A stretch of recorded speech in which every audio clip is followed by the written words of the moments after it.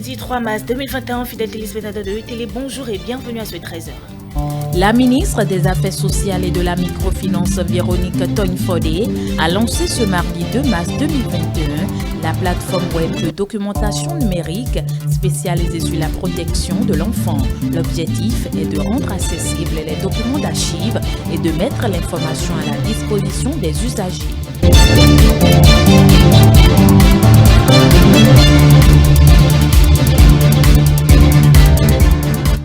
Le directeur national de la santé publique était l'invité du journal de 19h de ce mardi 2 mars 2021. Il a opiné sur la recrudescence des cas de la COVID-19, mais aussi sur les démarches du gouvernement béninois pour l'acquisition des vaccins contre la pandémie.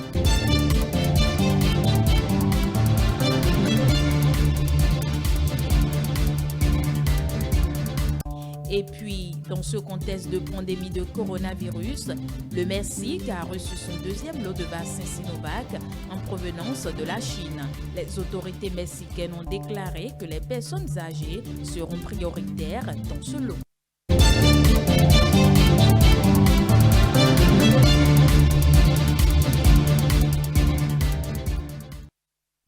Vous êtes nombreux à nous suivre un peu partout dans le monde. Merci de nous préférer pour vous informer. La première vice-présidente de l'Assemblée nationale, Mariam Chabi-Talata Zime-Yeriba, accompagnée d'une forte délégation de parlementaires, ont tenu le lundi 1er mars 2021 une séance de sensibilisation avec la population d'Alada. La cérémonie s'est déroulée dans la salle des fêtes de la Maison des Jeunes de cette localité. On suit le compte rendu de Aziza Chamou. Encore quelques semaines et le Bénin va connaître une autre page de son histoire. Il s'agit de la présidentielle du 11 avril prochain. Mais avant cette date fatidique, les appels au maintien de la paix en période électorale s'intensifient. Accompagnée d'une forte délégation des femmes parlementaires, la vice-présidente de l'Assemblée nationale était porteuse d'un message: adopter des comportements pacifiques et de tolérance en période électorale. Avant de se rendre à la Maison des Jeunes, le roi d'Alada a reçu la visite de la délégation. Quelques minutes d'échange et puis la délégation va se diriger à la salle des fêtes. Un accueil chaleureux est réservé aux hôtes du jour. Sans la paix, le vivre ensemble est impossible. Sans la paix, le développement est impossible. Sans la paix, aucun projet individuel ou collectif ne peut voir le jour. D'où la nécessité pour nous de la préserver coûte que coûte. Nous devons préserver la paix parce que c'est un bien absolu.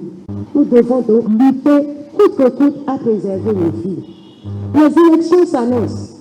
Et pendant que certains se préparent à aller à ces élections dans de très bonnes conditions, nous entendons d'autres tomber, basculer dans les menaces de tout genre. L'unité est au-dessus de tout quand on vit ensemble. Ne jamais accepter être instrumentalisé, ne jamais accepter être manipulé. Comprendre que dans le vivre ensemble, ce qui importe, c'est le dialogue.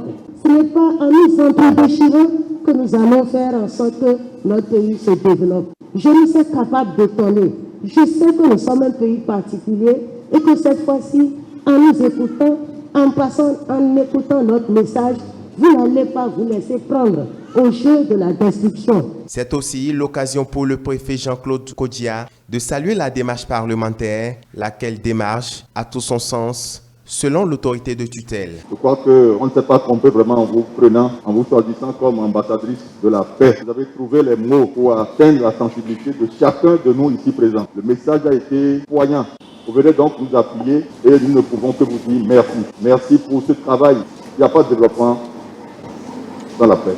Après la commune d'Alada, la délégation était ce même mardi au contact des populations de Cotonou pour le même exercice. La ministre Véronique Togne-Fodé Mewanou a procédé ce mardi 2 mars 2021 au lancement de la plateforme web de documentation numérique spécialisée sur la protection de l'enfant à Cotonou. C'est une initiative du ministère des Affaires sociales et de la microfinance qui vient répondre aux besoins de rendre accessibles les documents d'archives et de mettre l'information à la disposition des usagers. Reportage. Démarré en octobre 2020, le processus de mise en ligne de la bibliothèque numérique du ministère des Affaires sociales et de la microfinance, spécialisée sur la protection de l'enfant, a connu plusieurs étapes. De différentes étapes qui ont abouti à la plateforme web de documentation numérique sur la protection de l'enfant. Documentation numérique qui vient à point nommé selon la représentante du Fonds des Nations Unies pour l'enfance au Bénin. Nous observons aujourd'hui dans le domaine de la communication de profonds changements liés au boom de l'Internet qui a bouleversé nos habitudes en matière d'écriture, de lecture et plus généralement de production intellectuelle. L'accès à l'information devient ainsi donc un accélérateur du développement durable. Dans le secteur de la protection de l'enfant, la documentation regorge beaucoup d'informations, aussi bien sur le plan administratif que légal et institutionnel, largement consultées par le public, les acteurs et les enfants eux-mêmes. Dès lors, la gestion efficiente de l'information s'avère indispensable.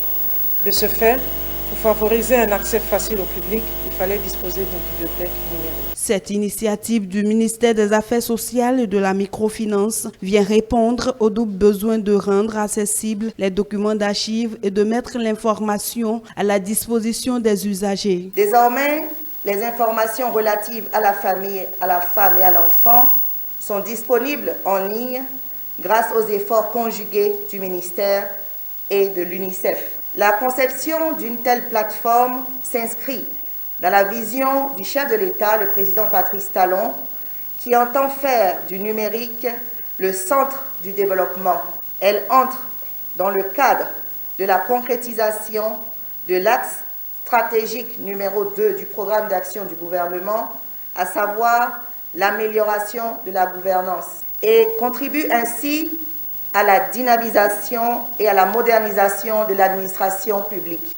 Elle participe de la mise à disposition du grand public d'une interface web de consultation de la législation et de la documentation produite au Bénin sur la protection de l'enfant. Elle favorise en outre la recherche documentaire et prend en compte les différentes thématiques qui cadrent avec la protection de l'enfant. Véronique Toynfodé-Mewanou rassure du bon fonctionnement de cette bibliothèque numérique. La réalisation de cette base documentaire numérique spécialisée sur la protection de l'enfant marque le début d'un vaste projet qui mettra en relief tous les autres domaines du ministère des Affaires sociales. Je puis déjà vous assurer de la richesse de cette bibliothèque en ligne et vous inviter à la consulter toutes les fois que vous en ressentez le besoin. Elle est accessible à l'adresse bibliothèque.social.gouv.bj. Cette bibliothèque numérique qui vient d'être lancée constitue une innovation technologique parce qu'elle apporte un changement de modèle en permettant la transition du support physique au numérique pour régler plusieurs problèmes de présentation. Le site de la Cour constitutionnelle entre-temps en chantier fait peau neuve. Le ministre du Cadre de vie et du Développement durable a remis officiellement ce lundi 1er mars 2021 les clés des bureaux rénovés au président de l'institution. C'est à la faveur d'une cérémonie fort simple qui s'est déroulée dans l'enceinte de la Cour constitutionnelle. On suit le compte rendu de Stanislas Atadeyo et de Sylvain Idotao. Voici le nouveau visage que présente l'ancien site de la Cour constitutionnelle. Ayant constaté l'état de dégradation très avancé du siège de l'institution et des conditions inconfortables de travail de ses membres, le gouvernement a pris la décision de lancer un projet de rénovation et d'extension de l'ancien siège qui a duré 12 mois. Le coût global de ce joyau réceptionné est plus de 2 milliards de francs CFA. Au nom du chef de l'État et du gouvernement, je remets entre vos mains les bureaux rénovés de la Cour constitutionnelle. Au nom des membres de la Cour, je reçois tout aussi symboliquement les clés de la Cour constitutionnelle. Je suis d'autant plus ravi que ça a été 12 mois de grand stress, d'angoisse et surtout de doute par rapport à la capacité entreprise maître d'œuvre et ministère du Cadre de vie à pouvoir relever le défi de l'échéance des élections présidentielles. Je voudrais simplement dire que ce que vous voyez ici, c'est à peu près 4300 mètres carrés de bureaux mises à neuf, dont un bâtiment principal tout neuf, pour abriter les membres de la Cour constitutionnelle, le cabinet du président, les bureaux du vice-président et des conseillers, le directeur de cabinet, la salle d'audience publique que vous voyez là, la salle de délibération, les archives, l'infirmerie, le poste de sécurité et un parking de 8 véhicules au rez-de-chaussée. Le ministre José Didier Tonato a exhorté les membres de l'institution à une bonne gestion de l'infrastructure. La Cour a, en plus de tout ce que j'ai cité pour ce bâtiment neuf, nouveau, 3 complexes pour les secrétaires généraux, un complexe pour la direction administrative, 10 bureaux directeurs, 19 bureaux collaborateurs, j'allais dire une vingtaine, un service d'informatique, une salle de réunion, des salles de dépouillement, des salles de documentation, évidemment une cuisine, un réfectoire et toutes les commodités qu'il faut, Monsieur le Président, pour permettre à la Cour de travailler dans de bonnes conditions, voire de dormir ici. Et je suis fier au nom du chef de l'État et au nom du gouvernement de vous remettre entre les mains ce joyau. Et je sais déjà, vous connaissant, que le bébé sera bien gardé et bien entretenu. Joseph Djokbenou, président de la Cour constitutionnelle, a remercié au nom des membres de l'institution le président Patrice Talon et son gouvernement. Je voudrais encore une fois vous prier de transmettre à l'ensemble des membres du gouvernement et au président de la République notre reconnaissance d'avoir en un temps aussi difficile et dans un délai aussi limité, avec les instructions aussi rigoureuses, mis à la disposition de la Cour constitutionnelle, un cadre aussi idéal et aussi confortable. Je prends acte de ce que, quoique confortable, amélioré, le siège définitif reste Porto Novo. Et je prends acte de ce que des mesures seront également prises pour que l'entretien nous soit facilité. J'engage la Cour constitutionnelle à assumer sa part d'obligation dans l'entretien de ces lieux. Ce joyau permettra à la haute juridiction d'accomplir dans les meilleures conditions la mission qui lui a été assignée. La coopération allemande vient en appui au Bénin à travers un don d'équipement de laboratoire d'un montant global de 100 millions de francs CFA. Un soutien qui vient accompagner le Bénin dans sa stratégie de riposte contre la pandémie du coronavirus.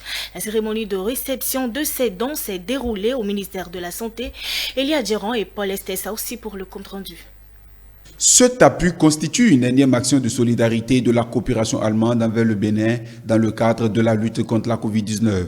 D'une valeur de 100 millions de francs CFA, il est composé de plusieurs kits d'extinction, de prélèvement et de diagnostic pour détection du coronavirus. C'est un réel plaisir pour moi de réceptionner une fois encore, en ce jour, cet important lot de matériel de laboratoire offert par la GIZ en ce moment même où l'urgence de la réponse mondiale à la crise sanitaire engendrée par la COVID-19 est devenue un défi majeur pour les systèmes de santé du monde, y compris le nôtre. En effet, depuis le début de la pandémie, le gouvernement et le peuple béninois bénéficient de la solidarité et du soutien du gouvernement allemand à travers divers appuis aux actions de prévention et de riposte engagées dans notre pays. La cérémonie de remise de dons de ce matin en est une parfaite illustration. L'appui de la coopération allemande d'un montant d'environ 100 millions de francs CFA que nous réceptionnons ce matin porte essentiellement sur des intrants de laboratoire et concerne des kits de diagnostic pour la détection et la confirmation de la COVID-19, toute chose qui permet de rendre disponibles des informations fiables sur la gestion de la pandémie. Après avoir salué la performance du Bénin dans la riposte contre la deuxième phase de la pandémie, l'ambassadeur a déclaré que ce don vient renforcer les laboratoires du ministère de la Santé. Pendant toute la crise, le gouvernement fédéral a mis à disposition du Bénin à 2 reprises de sommes assez considérables. On a reprogrammé des activités pour un montant de 8 millions et on a mis à disposition aussi de nouvelles fonds qui vont à un montant de 14 millions, ça veut dire en général, dans disons, la lutte commune contre la pandémie, le gouvernement fédéral et c'est surtout le ministère de coopération. Dans son intervention, le ministre Benjamin Rumpati a remercié la coopération allemande pour son implication accrue dans le cadre du processus de maîtrise de la COVID-19. Votre appui de ce jour vient à point nommé et va fortement contribuer à la riposte du Bénin contre la deuxième vague de la pandémie de la COVID-19 qui se révèle encore plus virulente et qui nous oblige à renforcer nos moyens d'action dans tous les domaines de la riposte, notamment dans celui du laboratoire. Au-delà de son appui matériel, la coopération allemande voudrait renforcer les capacités techniques du laboratoire du Bénin avec l'arrivée de 3 experts internationaux. Un geste qui démontre du fruit de la bonne coopération entre les deux pays. Faut-il le rappeler, le tableau sanitaire indique un total de 4 515 cas, dont 70 décès. Et puis Souratou Salifou, directeur national de la santé publique, était l'invité de Brunel Adé aussi dans le journal de 19 de ce mardi 2 mars 2021. Il a opiné sur l'accroissement du taux lié à la COVID-19, mais aussi et surtout les démarches du gouvernement béninois pour l'acquisition des vaccins contre le coronavirus. Suivez le compte rendu de l'entretien. Le Bénin enregistre depuis plusieurs jours des cas de décès liés à la pandémie du coronavirus, ce qui met là-bas vers les 6 000 cas. Le point épidémiologique par rapport à la COVID-19 dans notre pays fait état de ce que nous sommes toujours dans la phase d'augmentation de cas. Nous pleurons actuellement les 6 000 cas confirmés. Et par rapport également au décès, vous savez que il s'égrène de jour en jour. On a fait le point, nous sommes à 75 cas. Le Bénin, tout comme d'autres pays de la sous-région, attend l'arrivée des vaccins contre cette pandémie. Pour Salifou Sourakatou, directeur national de la santé publique, le gouvernement met les bouchées doubles pour l'acquisition des 10 vaccins. Les démarches entreprises par les autres pays sont également entreprises au Bénin. Oui. Nous avons commencé ce processus ensemble et à travers le mécanisme COVAX, qui est une initiative de solidarité internationale pour garantir l'accès au vaccin. Et dans ce cadre-là, plus vite, peut-être que vous ne le croyez, le Bénin aura sa dotation en vaccin. Oui, vous savez, les vaccins, pour ne pas créer une polémique, chaque type de vaccin a sa spécificité. Et tout ce que je peux dire pour garantir peut-être assurer les concitoyens, c'est de dire que les vaccins qui vont venir, qu'ils soient de différents types, sont des vaccins préqualifiés, sûrs. Le plan de distribution est prévu puisque les cibles à vacciner sont éparpillées sur le territoire national. Les directions départementales de la santé, les zones sanitaires seront impliquées de sorte que où la personne se trouve et qui est destinée à recevoir le vaccin aura son vaccin sans parcourir de longue distance. Toutes les dispositions sont prises à cet effet. Le relâchement des gestes barrières au sein de la population s'observe de plus en plus. Plusieurs facteurs expliquent ce relâchement, selon Salifou Sourakatou. Un retour un peu progressif à la vie sociale et économique, parce qu'un pays ne peut pas également se fermer totalement. Si on avait confiné la population depuis 1 an, on serait déjà mort de faim, pas de Covid. Alors ce retour à la vie progressive a fait croire à la population, ou la population a cru à tort qu'en fait l'épidémie était terminée. Et ça a été vraiment là où nous sommes peut-être tombés. Le facteur majeur est vraiment ce relâchement des mesures barrières. Pour lui, la population doit toujours respecter les mesures sanitaires, notamment les gestes barrières, afin de réduire la propagation de la COVID-19 au Bénin, conseille l'invité. Le premier message, c'est de dire que la prévention vaut mieux que tout. Les mesures barrières ont été éditées par le gouvernement pour être respectées.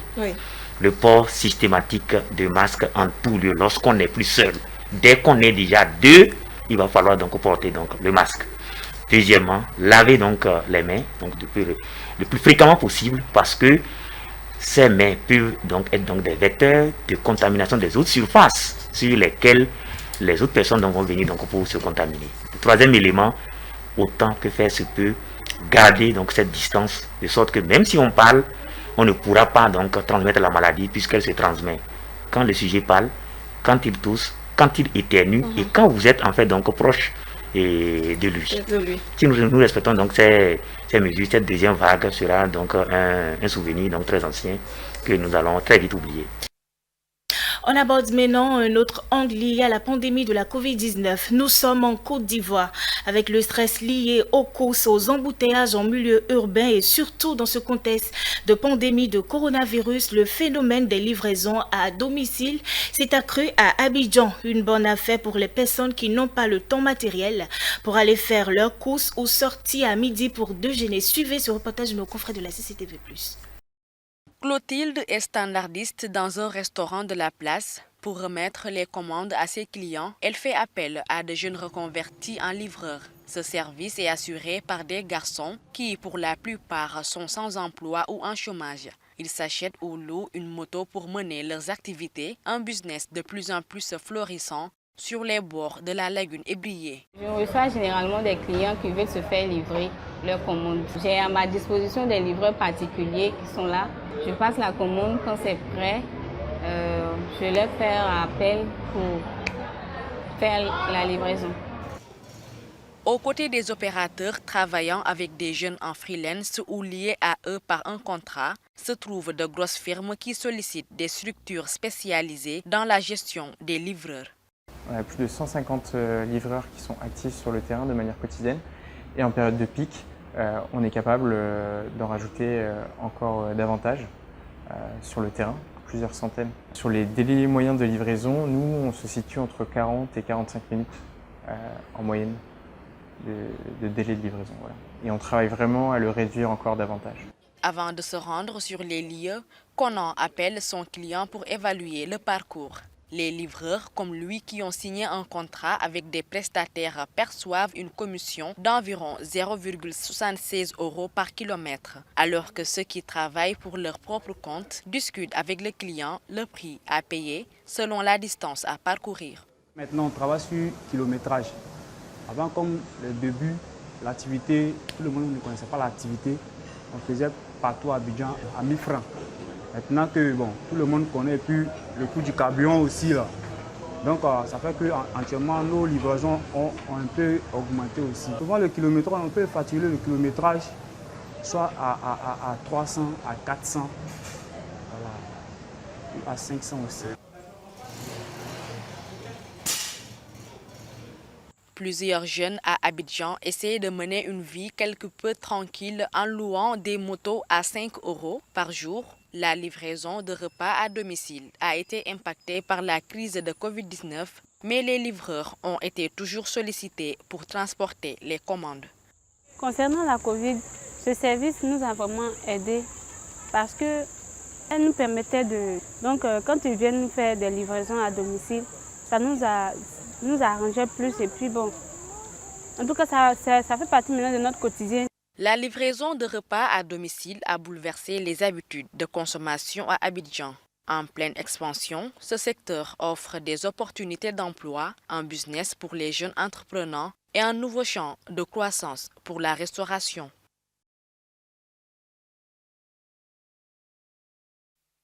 Et c'est sur ces images que se referme ce 13h. Merci, mesdames et messieurs, de l'avoir suivi.